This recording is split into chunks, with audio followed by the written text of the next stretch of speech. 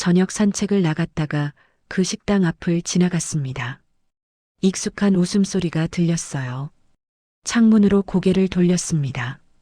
안에는 20명이 넘는 사람들이 앉아 있었습니다.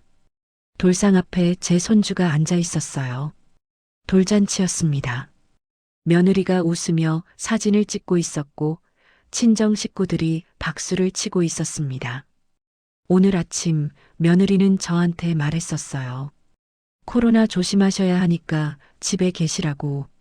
손주 돌잔치는 조용히 집에서만 한다고. 그래서 저는 하루 종일 집에서 기다렸습니다. 손주 얼굴이라도 보려고요. 거짓말이었습니다.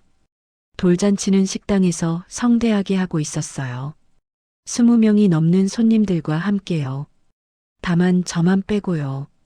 창문 너머로 제 자리만 텅 비어 있었습니다. 그날 제가 한 선택은 제 이름은 김영숙입니다. 올해 68이에요. 남편을 잃은 지 1년 2개월이 지났을 때였습니다. 혼자 사는 아파트는 조용했어요. 아침에 눈을 떠도 옆자리는 텅 비어 있었고 밥을 해도 혼자 먹었습니다. 45년을 함께 산 사람이 없으니 모든 게 허전했어요. 손주 준호를 처음 본 건 그렇게 외로움에 익숙해질 무렵이었습니다. 3년 전 봄이었어요. 며느리 수진이가 아이를 낳았다는 전화를 받았습니다. 병원으로 달려갔어요. 산부인과 병실 문을 열었을 때의 그 느낌을 잊을 수가 없습니다. 작은 투명 침대에 갓 태어난 아기가 누워 있었어요. 분홍색 모자를 쓰고 작은 손을 꼭 쥐고 있었습니다. 제 아들 민우가 태어났을 때가 떠올랐어요. 36년 전이었죠. 며느리는 병상에 누워 있었습니다. 얼굴이 창백했어요. 출산이 힘들었나 봅니다. 어머니, 며느리가 저를 보고 말했어요. 목소리에 힘이 없었습니다. 수진아, 고생했어. 아기 예쁘다. 제가 말했습니다.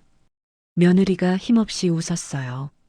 그리고 조심스럽게 물었습니다. 어머니, 애 좀 봐주실 수 있으세요? 저 너무 힘들어서 잘 못할 것 같아요. 당연하죠. 손주인데 당연히 봐야죠. 제가 대답했습니다. 며느리가 안도하는 표정을 지었어요. 정말요? 감사해요, 어머니. 그때는 몰랐습니다. 그 말이 3년을 이어질 줄은요. 퇴원 후 일주일쯤 지났을 때였습니다. 며느리한테서 전화가 왔어요. 어머니, 혹시 내일부터 와주실 수 있으세요? 제가 정말 혼자서는 감당이 안 돼요. 그날부터 출근이 시작됐습니다. 아침 7시에 며느리네 집에 도착하는 생활이었어요. 버스를 2번 갈아타야 했습니다. 편도 40분 거리였죠. 첫날 문을 열고 들어갔을 때 며느리는 잠옷 차림이었습니다. 머리는 산발이었고 눈 밑에는 다크서클이 있었어요. 어머니, 며느리가 울먹였습니다. 애가 밤새 울어서 한숨도 못 잤어요. 준호는 요람해서 울고 있었습니다. 빨간 얼굴로 울고 있었어요. 제가 안아 올렸습니다. 작고 따뜻했어요. 품에 안으니 울음이 조금 잦아들었습니다. 수진아, 들어가서 자. 내가 볼게. 제가 말했습니다. 며느리가 고맙다는 말을 하고 방으로 들어갔어요. 문 닫히는 소리가 들렸습니다. 저는 준호를 안고 거실을 걸었습니다.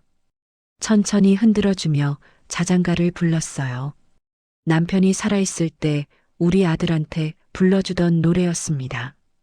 준호가 점점 잠들었습니다. 긴 속눈썹이 떨렸어요. 작은 입술이 움직였습니다. 제 품에서 편안해 보였습니다. 그렇게 첫날이 지나갔습니다. 다음 날도 갔습니다. 그 다음 날도요. 일주일이 지나고 한 달이 지났습니다. 매일 아침 7시에 도착해서 밤 9시에 집으로 돌아갔어요. 하루 14시간을 며느리네 집에서 보냈습니다.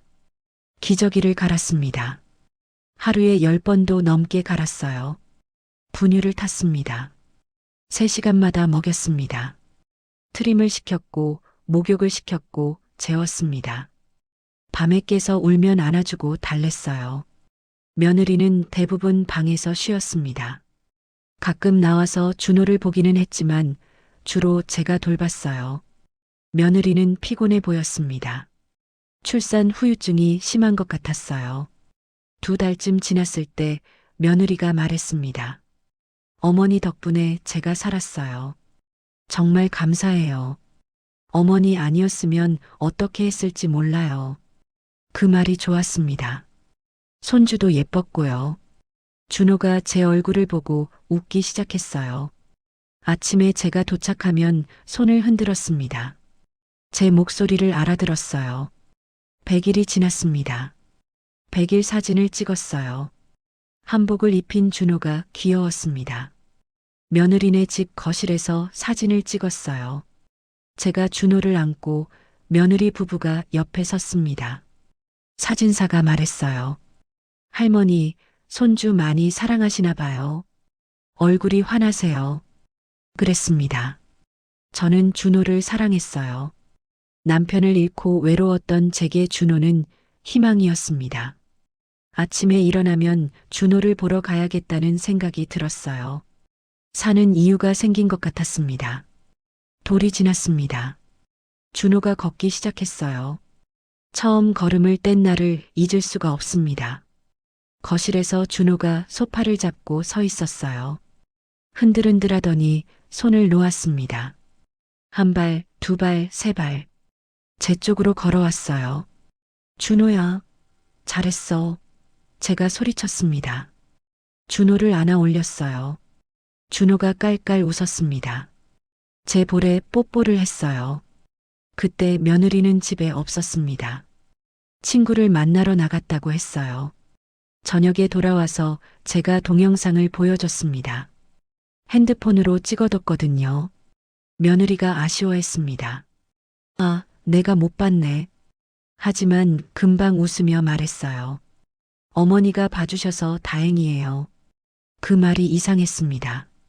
엄마가 첫걸음을 못 본 게 아쉽지 않은 걸까요? 하지만 별로 신경 쓰지 않았어요.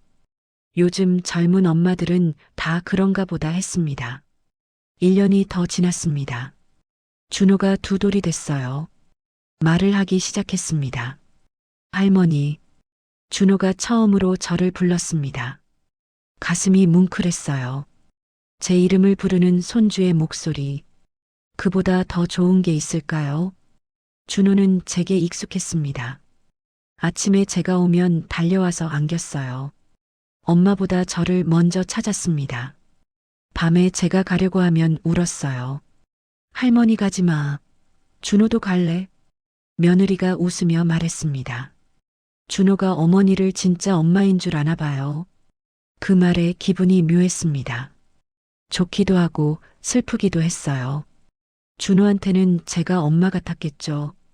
매일 보니까요. 2년이 지났습니다. 준호가 어린이집에 가기 시작했어요. 첫날 데려다 주는 날이었습니다. 준호가 손을 꼭 잡고 있었어요. 어린이집 앞에서 준호가 울었습니다. 할머니, 나 여기 싫어. 같이 가자. 준호가 매달렸어요. 준호야, 여기서 친구들이랑 놀아야지. 할머니는 오후에 데리러 올게. 제가 달랬습니다. 1시간을 달래서 겨우 어린이집에 맡겼어요. 선생님이 미안해하며 말했습니다. 할머니가 키우시나 봐요. 엄마보다 할머니를 더 찾네요. 오후에 데리러 갔습니다. 준호가 제 모습을 보고 달려왔어요. 할머니, 울면서 안겼습니다. 집으로 돌아와서 간식을 줬어요. 우유랑 과자를 주고 함께 그림책을 읽었습니다. 블록을 쌓고 자동차 놀이를 했어요. 저녁이 됐습니다. 며느리가 퇴근했어요. 직장을 다니기 시작한 지 1년쯤 됐을 때였습니다. 어머니, 고생하셨어요. 며느리가 말했습니다. 아니야. 손주 보는 게 무슨 고생이야. 제가 대답했습니다. 며느리가 웃었어요. 어머니 아니었으면 제가 직장 다닐 수도 없었어요. 정말 감사해요. 그 말을 들으니 뿌듯했습니다. 제가 도움이 되고 있구나 싶었어요. 주말만 쉬었습니다. 토요일과 일요일, 이틀 동안은 제 집에서 쉬었어요. 빨래를 하고 청소를 하고 장을 봤습니다. 친구들을 만나기도 했어요. 하지만 월요일 아침이 되면 또 출근했습니다. 버스를 타고 며느리네 집으로 갔어요. 준호가 문 앞에서 기다리고 있었습니다. 3년이 그렇게 흘렀습니다. 1000일이 넘는 시간이었어요. 하루도 빠지지 않고 준호를 봤습니다. 아프거나 힘들어도 갔어요. 명절에도 제 생일에도 갔습니다. 준호가 저를 기다릴 거라고 생각했거든요. 돈을 받은 적은 없었습니다. 며느리가 준다고 한 적도 없었고, 저도 달라고 한 적이 없었어요. 손주니까요. 손주를 돌보는데 돈을 받는다는 게 이상하게 느껴졌습니다. 가끔 힘들 때도 있었습니다. 허리가 아팠어요. 준호를 안아주다가 삐끗한 적이 있었습니다. 병원에 가니 허리 디스크 초기 단계래요. 무거운 거 들지 말라고 했습니다. 하지만 준호를 안아주지 않을 수는 없었어요. 준호가 안아달라고 하면 안아줬습니다. 아프지만 참았어요. 무릎도 안 좋아졌습니다. 바닥에 쪼그려 앉아서 준호랑 놀아주다 보니 관절이 상했어요. 계단을 오르내릴 때마다 욱신거렸습니다. 파스를 붙이고 진통제를 먹었어요. 며느리한테 말하지 않았습니다. 며느리도 힘들 텐데 제가 투정 부릴 수는 없었어요. 아들도 직장 다니느라 바쁘고요. 제가 조금 아픈 건 괜찮다고 생각했습니다.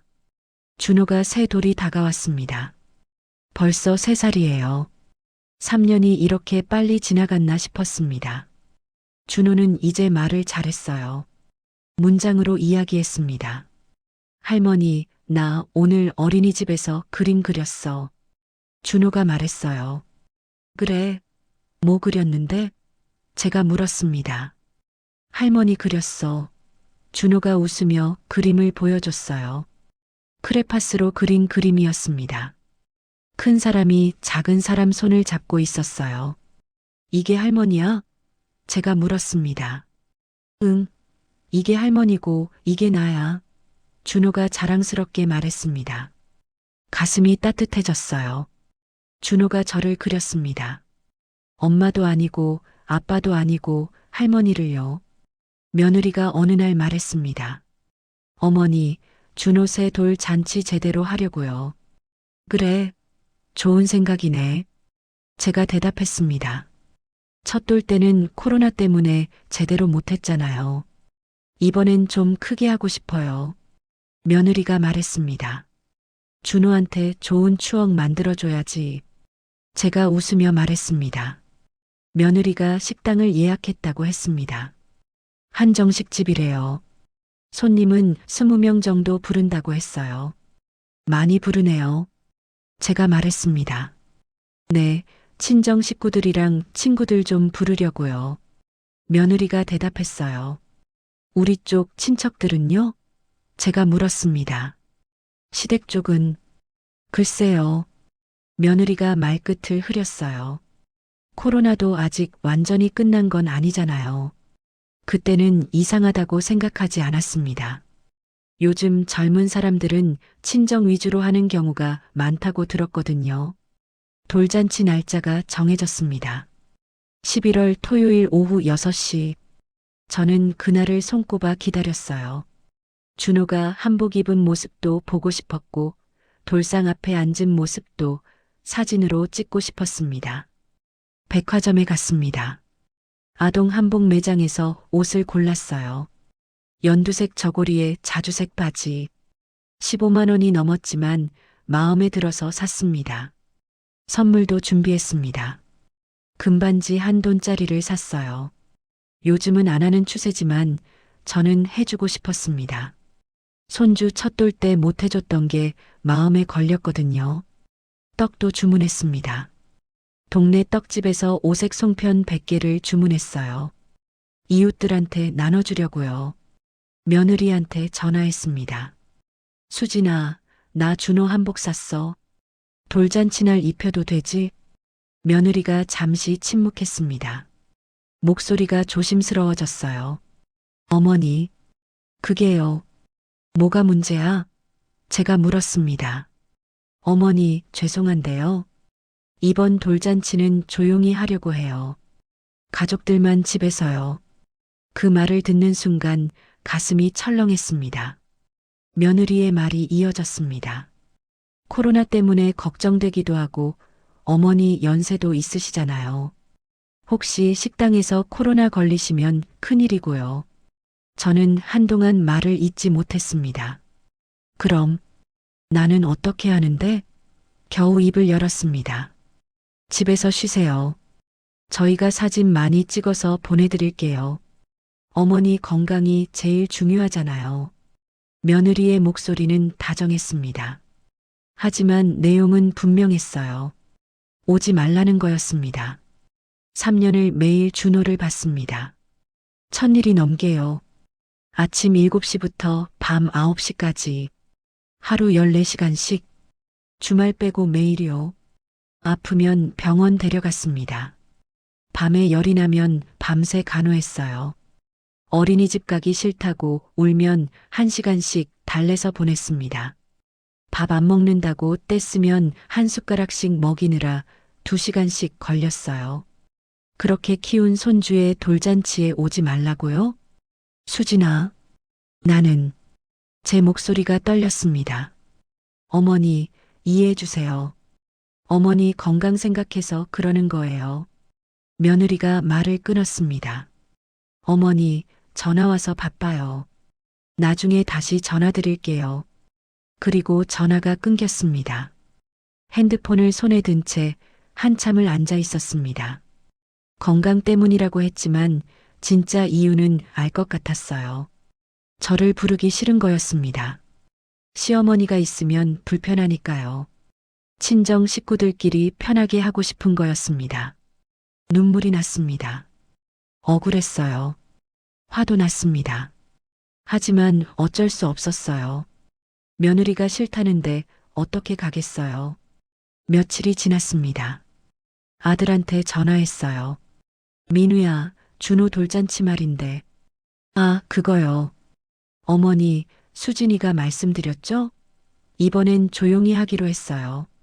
아들이 대답했습니다. 아들도 같은 말을 했어요. 어머니 건강도 걱정되고요. 진짜 이유는 다르다는 걸 알았습니다. 며느리가 원하는 거고 아들은 며느리 편인 거였어요. 알았어. 짧게 대답하고 전화를 끊었습니다. 산 한복을 옷장에 넣었습니다. 입힐 일이 없어졌으니까요. 15만 원이 아까웠지만 어쩔 수 없었어요. 금반지도 서랍에 넣었습니다. 작은 상자 안에서 금반지가 반짝였어요.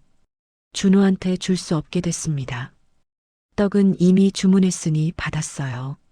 100개나 되는 송편을요. 이웃들한테 나눠줬습니다. 손주 돌잔치 떡이에요. 나눠드려요. 그렇게 말하며 돌렸어요. 이웃들이 축하한다고 했습니다. 손주 이쁘시겠어요. 돌잔치 잘하세요. 고맙다고 웃었습니다. 하지만 속은 쓰라렸어요. 돌잔치에 갈 수 없다는 말은 하지 못했습니다. 돌잔치 전날이 됐습니다. 내일이면 준호 돌잔치예요. 하지만 저는 갈 수 없었습니다. 밤에 잠이 오지 않았습니다. 천장만 보고 누워 있었어요. 3년의 시간이 주마등처럼 지나갔습니다. 준호를 처음 안았을 때요. 병원에서 작은 아기를 받아 안았을 때 느낌. 따뜻하고 부드러웠습니다. 준호가 처음 웃었을 때요. 제 얼굴을 보고 방긋 웃었을 때 가슴이 뭉클했었죠. 준호가 처음 걸었을 때요.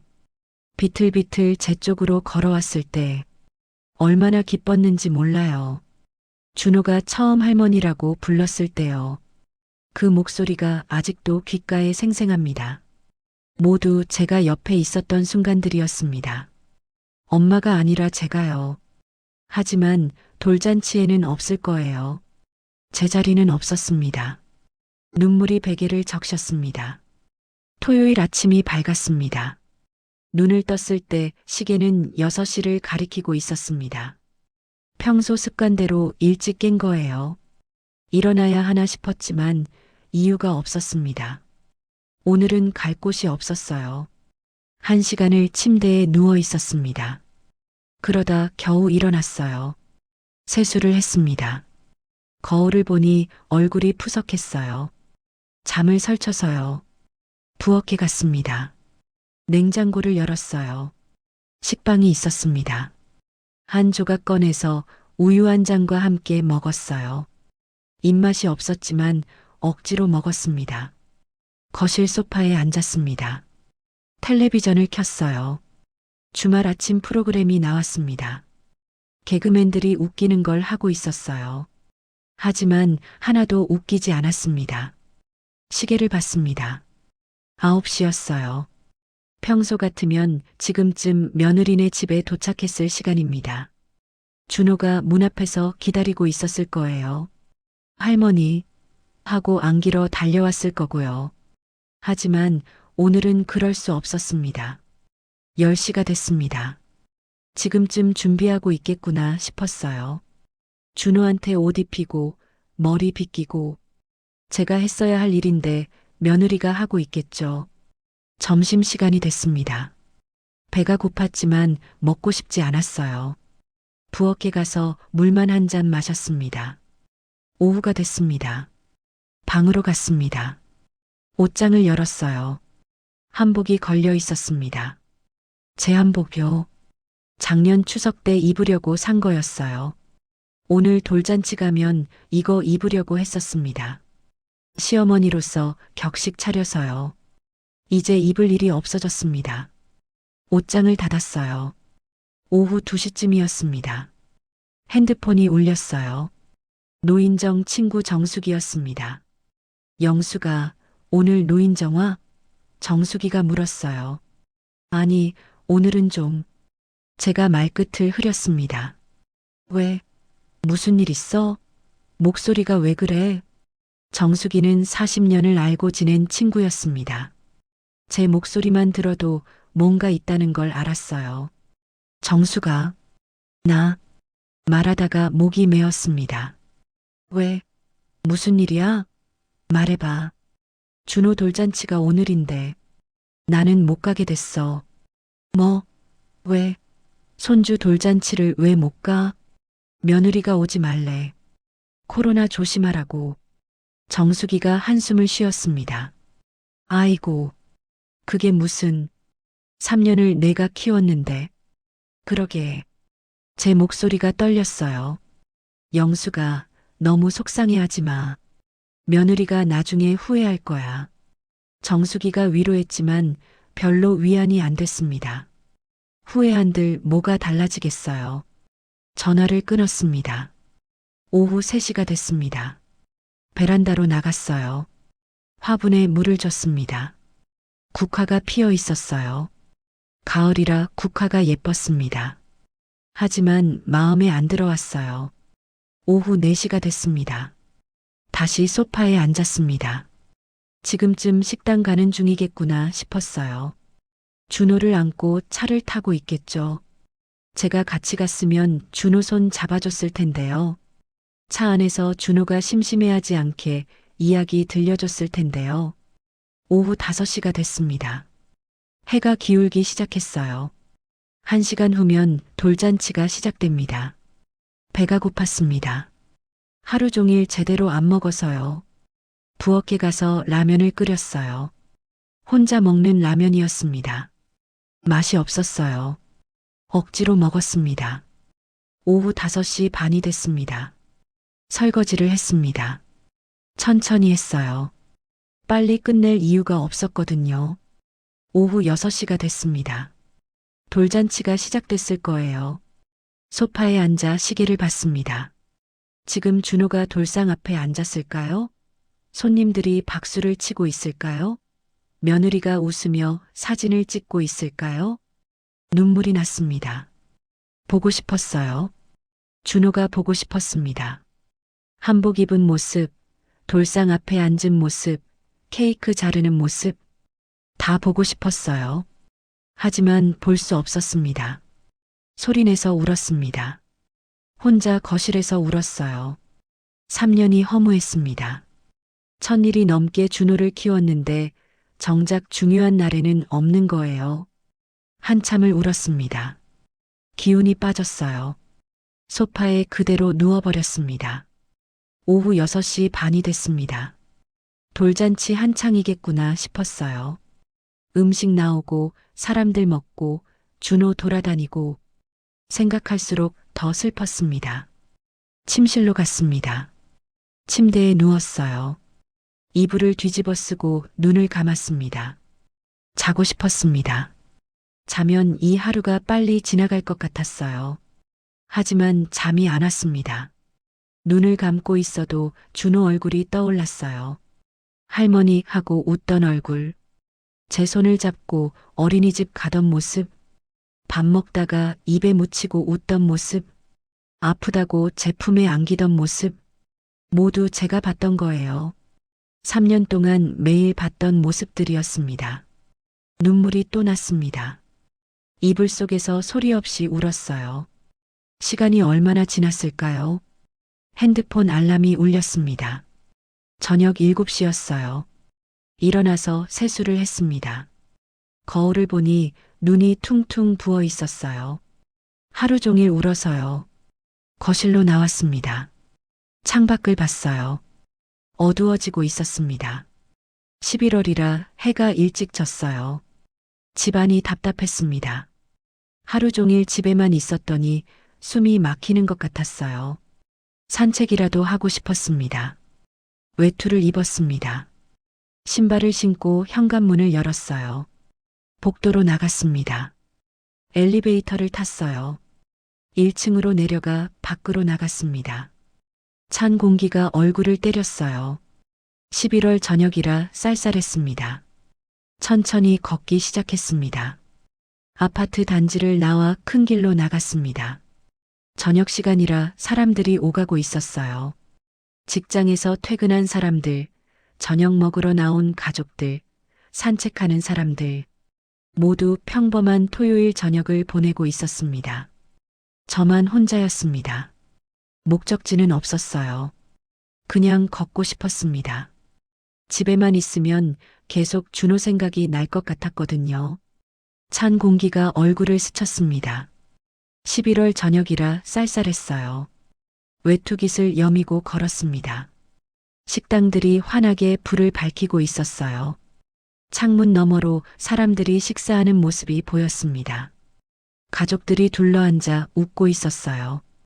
따뜻해 보였습니다. 저는 그 앞을 지나쳤습니다. 10분쯤 걸었을까요? 익숙한 거리가 나왔습니다. 며느리네 집 근처였어요. 3년 동안 매일 다녔던 길이었습니다. 버스 정류장, 편의점, 슈퍼마켓, 모두 익숙한 풍경이었어요. 눈 감고도 걸을 수 있을 만큼 익숙했습니다. 무의식 중에 이쪽으로 온 것 같았어요. 발이 저절로 이 길을 택한 거였습니다. 조금 더 걸었습니다. 며느리네 아파트가 보였어요. 18층, 창문에 불이 켜져 있었습니다. 하지만 아무도 없겠죠. 다들 돌잔치 가고 없을 테니까요. 발걸음을 돌렸습니다. 여기 있어봐야 소용없었어요. 다시 큰 길로 나왔습니다. 그때였습니다. 익숙한 건물이 눈에 들어왔어요. 한정식 집이었습니다. 간판이 환하게 켜져 있었어요. 한가람 한정식이라고 쓰여 있었습니다. 며느리가 말했던 그 식당이었습니다. 강남에 있다고 했는데 강남이 아니라 우리 동네였어요. 며느리네 집에서 5분 거리였습니다. 제가 3년 동안 매일 지나다녔던 길이었습니다. 여기서 돌잔치를 한다고요? 발이 멈췄습니다. 식당 창문으로 불빛이 새어나왔습니다. 안에 손님들이 있는 게 보였어요. 혹시나 싶었습니다. 혹시 저기서 하고 있는 건 아닐까? 가슴이 두근거렸습니다. 천천히 식당 쪽으로 걸어갔어요. 창문이 큰 식당이었습니다. 유리창이 커서 밖에서 안이 다 보였어요. 조금 더 가까이 갔습니다. 그리고 창문 앞에 섰습니다. 안을 들여다봤어요. 숨이 멎었습니다. 안에 20명이 넘는 사람들이 앉아 있었습니다. 한가운데 돌상이 차려져 있었어요. 알록달록한 과일들이 놓여 있었습니다. 사과, 배, 감, 귤. 색색의 떡도 있었어요. 백설기, 수수팥떡, 송편, 빨간 실타래, 붓, 연필도 보였습니다. 그 앞에 제 손주 준호가 앉아 있었어요. 연두색 한복을 입고 있었습니다. 머리를 곱게 빗었고요. 자주색 바지를 입고 있었습니다. 제가 산 한복과 똑같은 색이었습니다. 며느리가 따로 산 거였어요. 준호가 돌상 앞에서 무언가를 잡으려고 손을 뻗고 있었습니다. 돌잡이를 하는 중이었어요. 주변에 사람들이 둘러앉아 있었습니다. 박수를 치고 있었어요. 웃고 있었습니다. 사진을 찍고 있었어요. 며느리가 보였습니다. 준호 옆에 쪼그리고 앉아서 웃고 있었어요. 핸드폰으로 사진을 찍고 있었습니다. 얼굴이 환했어요. 행복해 보였습니다. 옆에 제 아들 민우도 있었습니다. 검은 정장을 입고 있었어요. 넥타이를 맸습니다. 아들도 웃고 있었습니다. 준호를 보며 흐뭇한 표정이었어요. 며느리 친정 식구들이 보였습니다. 며느리 엄마가 제일 앞자리에 앉아 있었어요. 한복을 입고 있었습니다. 고급스러워 보이는 한복이었어요. 머리에 비녀를 꽂고 귀에 귀걸이를 하고 있었습니다. 며느리 아빠도 옆에 앉아 있었어요. 양복을 입고 있었습니다. 준호를 보며 웃고 있었어요. 며느리 오빠, 언니도 보였습니다. 다들 한복을 입거나 정장을 입고 있었어요. 격식을 차렸습니다. 친구들도 많았습니다. 젊은 부부들이 여럿 앉아 있었어요. 아이들도 데려왔더군요. 한 테이블에 8명씩 앉아 있었어요. 테이블이 3개였습니다. 24명이었습니다. 음식이 가득했습니다. 전복이 보였어요. 갈비찜도 있었습니다. 생선구이, 잡채, 나물, 전. 고급 한정식이었어요. 테이블마다 음식이 넘쳤습니다. 돌잔치였습니다. 성대한 돌잔치였어요. 조용히 집에서 한다고 했던 말은 거짓이었습니다. 가족끼리만 한다던 말도 거짓이었어요. 코로나 조심해야 한다던 말도 거짓이었습니다. 모두 거짓말이었습니다. 저를 부르고 싶지 않아서 한 거짓말이었어요. 손이 저절로 창문에 닿았습니다. 유리가 차가웠습니다. 다리에 힘이 풀렸어요. 준호가 실을 잡았습니다. 사람들이 박수를 쳤어요. 장수한다고 잘했다고 환호했습니다. 며느리가 준호를 안아 올렸어요. 볼에 뽀뽀를 해줬습니다. 준호가 깔깔 웃었어요. 제가 봤어야 할 장면이었습니다. 제가 박수 쳤어야 했고, 제가 안아줬어야 했고, 제가 사진 찍어야 할 순간이었어요. 하지만 저는 창밖에 서 있었습니다. 유리창 너머에서 보고만 있었어요. 눈물이 흘렀습니다. 차가운 유리에 이마를 기댔어요. 속이 메스꺼웠습니다. 며느리 엄마가 일어났습니다. 준호한테 뭔가를 주는 게 보였어요. 작은 상자였습니다. 준호가 받아서 열어봤어요. 안에 뭔가 반짝이는 게 있었습니다. 금반지 같았어요. 아마 금반지일 거예요. 저도 금반지 준비했었는데요. 서랍에 넣어둔 채로요. 이제 그 반지는 쓸모가 없어졌습니다. 준호가 웃고 있었습니다. 사람들이 또 박수를 쳤어요. 며느리가 준호 손을 잡았습니다. 며느리 엄마한테 절을 시키는 것 같았어요. 준호가 고개를 숙였습니다. 며느리 엄마가 흐뭇하게 웃었어요. 저는 시어머니가 아닌가 봅니다. 며느리 엄마가 진짜 시어머니고 저는 아무것도 아닌가 봐요. 3년을 키웠는데요. 1000일이 넘게 매일 봤는데요. 아무것도 아닌가 봅니다. 한참을 그렇게 서 있었습니다. 얼마나 지났을까요? 10분? 15분? 시간 감각이 없었습니다. 안에서는 식사가 시작됐습니다. 사람들이 음식을 먹기 시작했어요. 웃으며 이야기하고 건배하고 즐거워하고 있었습니다. 제 자리는 어디에도 없었습니다. 빈자리가 하나도 없었어요. 24명이 꽉 차 있었습니다. 처음부터 제 자리는 없었던 거예요. 계획할 때부터 저는 없었습니다. 초대 명단을 만들 때 제 이름은 없었어요. 며느리 친정 식구들, 친구들. 24명. 딱 맞았습니다. 한 명도 더 들어갈 자리가 없었어요. 가슴이 무너졌습니다. 3년이 무너졌어요. 1000일이 넘는 시간이 한순간에 무너졌습니다. 매일 아침 7시에 일어나서 버스를 타고 가던 시간들, 기저귀를 갈고 분유를 먹이고 트림을 시키던 시간들, 밤에 깨서 우는 준호를 안아주던 시간들, 어린이집에 데려다주고 데려오던 시간들, 함께 블록을 쌓고 그림책을 읽던 시간들, 모두 무너졌습니다. 발을 돌리려고 했습니다. 더 이상 볼 수 없었어요. 집으로 돌아가야겠다고 생각했습니다. 그때였습니다. 준호가 고개를 돌렸습니다. 창문 쪽을 봤어요. 그리고 저와 눈이 마주쳤습니다. 준호의 눈이 커졌습니다. 입이 벌어졌어요. 할머니 하는 입모양이 보였습니다. 준호가 손을 들어 저를 가리켰습니다. 뭐라고 소리쳤어요.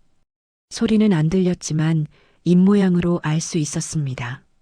할머니, 할머니 왔어. 며느리가 고개를 돌렸습니다. 창문을 봤어요. 그리고 저와 눈이 마주쳤습니다. 며느리의 얼굴이 굳었습니다. 놀란 표정이었어요. 당황한 표정이었습니다. 입술이 파르르 떨렸어요. 아들도 고개를 돌렸습니다. 저를 봤어요. 아들의 입이 벌어졌습니다. 식당 안 사람들이 하나둘 창문을 쳐다보기 시작했습니다. 저를 봤어요. 수군거렸습니다. 저 사람 누구야? 왜 밖에 서 있어? 혹시 시어머니 아니야? 준호가 할머니라고 하는데 소리는 들리지 않았지만 입모양으로 알 수 있었습니다. 저는 그대로 서 있었습니다. 도망칠 수도 없었고 움직일 수도 없었어요. 준호가 의자에서 내려왔습니다. 창문 쪽으로 달려왔어요. 작은 손바닥을 유리창에 붙였습니다. 할머니, 할머니, 소리가 들렸습니다. 유리를 통해서도 들렸어요. 며느리가 황급히 일어났습니다. 준호를 안으려고 했어요. 하지만 준호는 빠져나갔습니다. 계속 창문을 두드렸어요. 할머니, 할머니 왔어. 문 열어줘. 준호의 목소리가 커졌습니다. 사람들이 모두 저를 쳐다보고 있었어요. 며느리 친정 식구들도 일어나서 보고 있었습니다. 아들이 일어났습니다. 식당 문을 열고 밖으로 나왔어요. 저한테 걸어왔습니다. 빠른 걸음으로요. 얼굴이 창백했습니다. 어머니, 아들이 제 앞에 섰습니다. 목소리가 떨렸어요. 저는 대답하지 않았습니다. 그냥 아들을 봤어요. 어머니, 이게... 아들이 말을 잇지 못했습니다. 조용히 집에서 한다고 했지? 제가 말했습니다. 목소리가 차가웠어요. 아들이 입을 다물었습니다. 코로나 조심해야 한다고 했지? 제가 또 말했습니다. 아들이 고개를 숙였습니다. 그런데 이게 뭐니? 제가 물었습니다. 24명이 모여서 하는 게 조용하게 하는 거야? 아들이 대답하지 못했습니다. 식당 안에서 며느리가 나왔습니다. 준호를 안고 있었어요. 준호가 팔을 뻗으며 저를 불렀습니다. 할머니, 할머니. 며느리가 저한테 다가왔습니다. 어머니, 죄송해요. 목소리가 떨렸어요. 뭐가 죄송해? 제가 물었습니다. 그게 어머니 건강 생각해서 며느리가 변명했습니다. 건강? 제가 웃었어요. 24명 모아놓고 건강 생각이라고? 며느리가 말문이 막혔습니다. 솔직히 말해봐. 제가 말했습니다. 나를 안 부르고 싶었던 거지? 며느리가 고개를 떨궜습니다. 시어머니 있으면 불편하니까. 친정 식구들끼리 편하게 하고 싶었던 거지? 며느리가 눈물을 흘렸습니다. 하지만 부인하지 않았어요. 3년을 봤어. 제가 말했습니다. 목소리가 떨렸어요. 하루도 안 빠지고 준호 봤어. 아침 7시부터 밤 9시까지. 주말 빼고 매일. 기저귀 갈고 밥 먹이고 재우고 병원 데려가고. 3년을 그렇게 했어. 며느리가 울고 있었습니다. 그렇게 키운 손주 돌잔치에 나는 못 오게 하고 너희 친정 식구들은 다 불렀구나. 어머니, 정말 죄송해요. 며느리가 흐느꼈습니다. 준호가 계속 저를 불렀어요. 할머니, 할머니 왔어. 안아줘. 준호한테 다가갔습니다. 며느리 품에서 준호를 받았어요. 준호가 제 목을 안았습니다. 할머니, 보고 싶었어. 나도 보고 싶었어. 제가 속삭였습니다. 준호를 꼭 안았습니다. 한복 입은 준호. 오늘 처음 본 모습이었어요. 예뻤습니다. 할머니, 같이 들어가. 준호가 제 손을 잡아당겼어요. 아니야. 할머니는 갈 수 없어. 제가 말했습니다. 왜? 준호가 물었습니다. 대답할 수 없었어요. 준호한테 뭐라고 설명하겠어요. 내 엄마가 할머니를 안 부른 거라고? 할머니는 환영받지 못한다고? 준호를 내려놨습니다. 머리를 쓰다듬었어요. 돌 축하해. 우리 준호. 준호가 제 손을 놓지 않았습니다. 할머니, 가지 마. 며느리가 준호를 안으려고 했어요. 준호야, 엄마한테 와. 싫어. 할머니랑 같이 있을 거야. 준호가 울었습니다. 식당 안 사람들이 다 나와 있었습니다. 창문 너머로 보고 있었어요. 수군거렸습니다.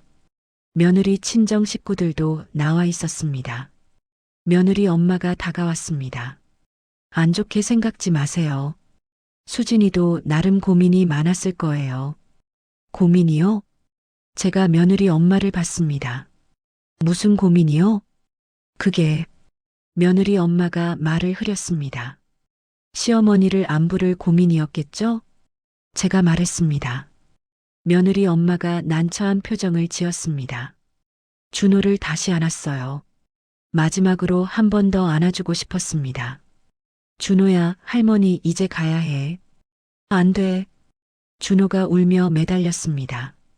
할머니가 준비한 거 있어. 제가 주머니에서 작은 상자를 꺼냈습니다. 금반지가 들어있는 상자였어요. 가져왔었습니다. 혹시나 해서요. 준호 손에 상자를 쥐어줬습니다. 돌 선물이야. 준호가 상자를 열어봤어요. 금반지가 반짝였습니다. 예뻐? 할머니가 준비한 거야. 예뻐. 고마워 할머니. 준호가 웃었습니다. 눈물 흘리면서도 웃었어요. 저도 웃었습니다. 눈물이 흘렀지만 웃었어요. 준호를 내려놨습니다. 마지막으로 머리를 한 번 더 쓰다듬었어요. 그리고 돌아섰습니다. 어머니, 아들이 불렀습니다. 돌아보지 않았습니다. 그냥 걸었어요. 식당에서 멀어졌습니다. 뒤에서 준호가 우는 소리가 들렸습니다. 할머니, 가지 마. 할머니, 발걸음을 멈추고 싶었습니다. 돌아가고 싶었어요. 하지만 참았습니다. 계속 걸었습니다. 큰 길로 나왔습니다. 사람들 사이로 걸었어요. 눈물이 계속 흘렀습니다. 닦지 않았어요. 그냥 흘렀습니다. 집까지 걸어왔습니다. 엘리베이터를 탔어요. 집에 들어왔습니다. 현관문을 닫는 순간 다리에 힘이 풀렸습니다. 그 자리에 주저앉았어요. 소리내서 울었습니다. 혼자 현관 바닥에 앉아서 울었어요. 얼마나 울었을까요? 한참을 울었습니다. 모든 게 끝났다고 생각했어요. 며느리와의 관계도 손주와의 시간도 다 끝났다고 느꼈습니다. 겨우 일어났습니다. 거실로 갔어요. 소파에 앉았습니다. 핸드폰을 봤어요. 밤 9시였습니다. 식당에서 나온 게 7시 반쯤이었으니 1시간 반을 울었나 봅니다. 핸드폰에 부재중 전화가 10통 넘게 찍혀 있었어요. 아들이었습니다. 문자도 여러 개 왔어요. 어머니 괜찮으세요? 전화 좀 받아주세요. 정말 죄송합니다. 읽고 나서 핸드폰을 내려놨습니다. 대답하고 싶지 않았어요. 목이 말랐습니다. 부엌에 가서 물을 마셨어요. 한 컵을 다 비웠습니다. 침실로 가서 옷을 갈아입었습니다. 씻지도 않고 침대에 누웠어요. 기운이 하나도 없었습니다. 천장을 보며 누워 있었습니다. 오늘 본 장면들이 계속 떠올랐어요. 창문 너머의 돌잔치, 24명의 사람들, 돌상 앞에 준호, 며느리의 놀란 얼굴, 모두 지울 수 없는 장면들이었습니다. 초인종이 울렸습니다. 누굴까 싶었어요. 이 시간에 누가 올까요? 일어나고 싶지 않았지만 계속 울렸습니다. 현관으로 나갔습니다. 인터폰을 봤어요. 화면에 아들이 보였습니다. 문을 열지 않았습니다. 그냥 서 있었어요. 어머니, 아들이 밖에서 소리쳤어요. 문 열어주세요. 열고 싶지 않았습니다. 어머니, 제발요. 얘기 좀 해요. 아들의 목소리가 절박했습니다. 한숨을 쉬고 문을 열었어요. 아들이 서 있었습니다. 얼굴이 상기돼 있었어요. 힘들어 보였습니다. 들어와. 제가 말했습니다. 아들이 들어왔습니다. 신발도 제대로 안 벗고 거실로 왔어요. 저를 봤습니다. 어머니, 정말 아들이 말을 잇지 못했습니다. 앉아. 소파를 가리켰습니다. 아들이 소파에 앉았어요. 저도 맞은편에 앉았습니다. 잠시 침묵이 흘렀습니다. 아들이 먼저 입을 열었어요. 어머니, 정말 죄송해요. 제가 몰랐어요. 뭘 몰랐어? 제가 물었습니다. 수진이가 그렇게까지 할 줄은. 그렇게까지? 제가 웃었어요. 시어머니를 돌잔치에 안 부르는 게 그렇게까지야? 아들이 고개를 숙였습니다. 너도 알고 있었지? 제가 물었습니다. 아들이 대답하지 않았습니다. 수진이가 나를 안 부르고 싶다고 했을 때 너도 알고 있었지? 아들이 천천히 고개를 끄덕였습니다. 그럼 왜 말리지 않았어? 아들이 입술을 깨물었어요. 저는 수진이가 힘들어해서. 수진이는 힘들어? 제가 말을 끊었습니다. 3년 동안 나는 안 힘들었을 것 같아? 아들이 고개를 들었습니다. 눈이 빨개져 있었어요. 어머니 고생하신 거 알아요. 정말 감사하게 생각해요. 하지만 수진이도 뭐? 제가 물었습니다. 시어머니 보기 싫으니까 돌잔치에 안 부르고 싶었다? 그게 수진이가 힘든 이유야? 아들이 대답하지 못했습니다. 너도 마찬가지구나. 제가 말했습니다. 너도 나를 안 부르고 싶었던 거지? 아니에요. 아들이 고개를 저었어요. 저는 어머니 오셨으면 했어요. 그럼 왜 수진이 말을 그대로 들었어? 왜 나한테 사실대로 말 안 했어? 아들이 입을 다물었습니다. 결국 너도 수진이 편이었던 거잖아. 제가 말했습니다. 아들이 눈물을 흘렸습니다. 36살 어른이 울고 있었어요. 어머니, 정말 죄송해요. 됐어. 제가 손을 저었습니다. 이제 됐어.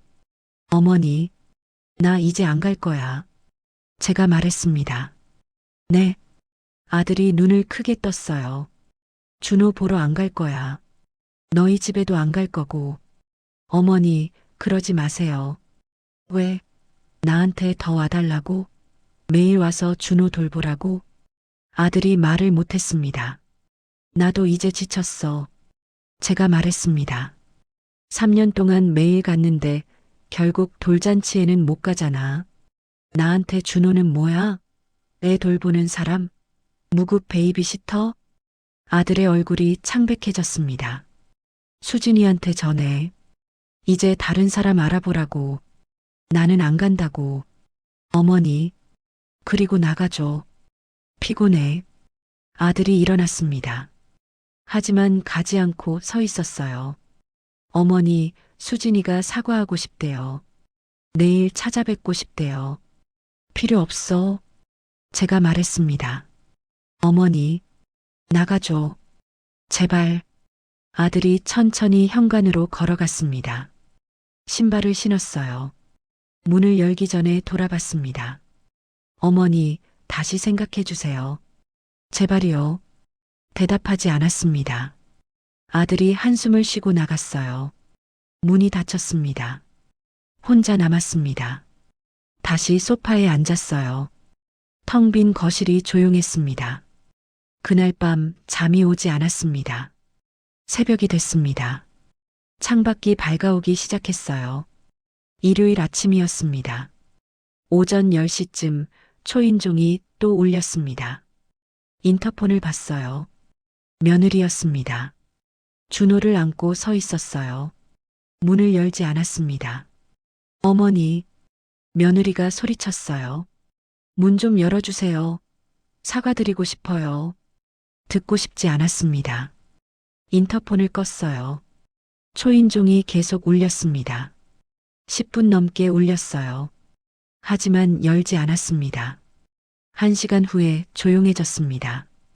돌아간 모양입니다. 일주일이 지났습니다. 그 일주일 동안 아들이 3번 찾아왔습니다. 며느리도 2번 왔어요. 하지만 문을 열어주지 않았습니다. 전화도 받지 않았어요. 준호 목소리가 들렸을 때가 제일 힘들었습니다. 할머니, 할머니 있어? 문 열어줘. 울면서 부르는 소리. 가슴이 찢어지는 것 같았어요. 하지만 참았습니다. 문을 열면 또다시 시작될 것 같았거든요. 며느리 눈치 보면서 손주 돌보는 생활이요. 금요일 저녁이었습니다. 초인종이 울렸어요. 또 아들인가 싶어서 무시하려고 했습니다.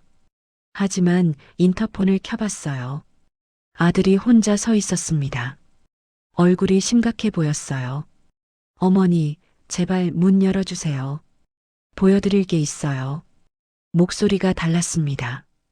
급했어요. 뭔가 있는 것 같았습니다. 문을 열었습니다. 아들이 들어왔어요. 노트북을 들고 있었습니다. 뭔데? 제가 물었습니다.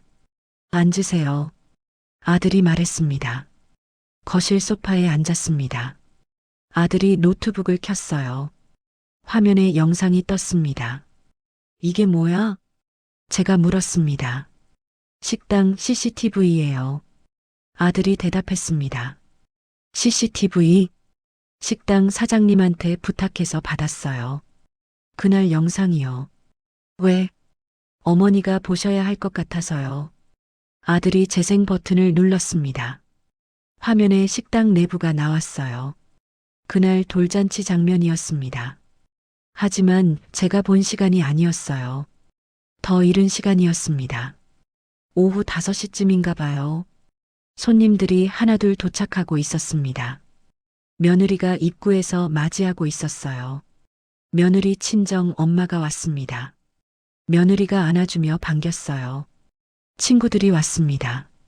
며느리가 웃으며 맞았습니다. 모두 자리에 앉았어요.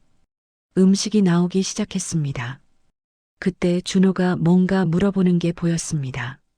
소리는 안 들렸지만 입모양을 읽을 수 있었어요. 할머니는? 며느리가 뭐라고 대답했습니다. 준호가 고개를 저었어요. 울먹이는 것 같았습니다. 준호가 계속 물어봤습니다. 며느리가 달래는 것 같았어요. 하지만 준호는 계속 고개를 저었습니다. 돌잡이가 시작됐습니다. 준호가 돌상 앞에 앉았어요. 하지만 웃지 않았습니다. 계속 입구를 쳐다봤어요. 사람들이 박수를 쳤습니다. 사진을 찍었어요. 하지만 준호는 시무룩한 표정이었습니다. 아들이 영상을 멈췄습니다. 다음 화면으로 넘어갔어요. 화면에 식당 밖이 나왔습니다. 창문 쪽을 비추는 CCTV였어요. 7시 10분이라고 시간이 찍혀 있었습니다. 한 사람이 창문 앞을 지나갔습니다. 그리고 멈췄어요. 창문을 들여다봤습니다. 저였습니다. 화면 속 제가 창문에 손을 짚고 있었어요. 안을 보고 있었습니다. 얼마나 서 있었을까요? 10분쯤? 화면 속 저는 움직이지 않았습니다. 그냥 서서 보고만 있었어요. 그러다가 고개를 떨궜습니다.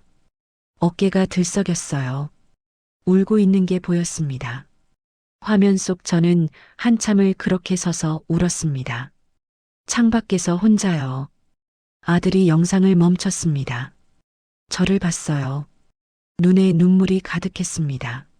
어머니가 이렇게 우시는 걸 몰랐어요. 아들의 목소리가 떨렸습니다. 됐어, 그만 봐. 제가 말했습니다. 어머니, 정말 죄송해요. 제가 정말 잘못했어요. 아들이 무릎을 꿇었습니다. 바닥에 엎드렸어요. 정말 죄송합니다. 용서해 주세요. 일어나. 제가 말했습니다. 수진이한테 보여줬어요. 이 영상. 그래서 수진이가 많이 후회하고 있어요. 정말 잘못했다고. 어머니한테 용서 빌고 싶다고. 이제 와서 늦었지만 그래도 기회를 주세요. 수진이가 진심으로 뉘우치고 있어요. 저는 한숨을 쉬었습니다. 생각이 복잡했어요. 준호가 매일 울어요. 아들이 말했습니다. 할머니 보고 싶다고. 할머니 언제 와? 할머니한테 미안하다고 전해달라고. 그 말에 가슴이 아팠습니다. 준호 잘못은 아니잖아요. 아들이 말했습니다. 준호만이라도 봐주세요. 한참을 생각했습니다.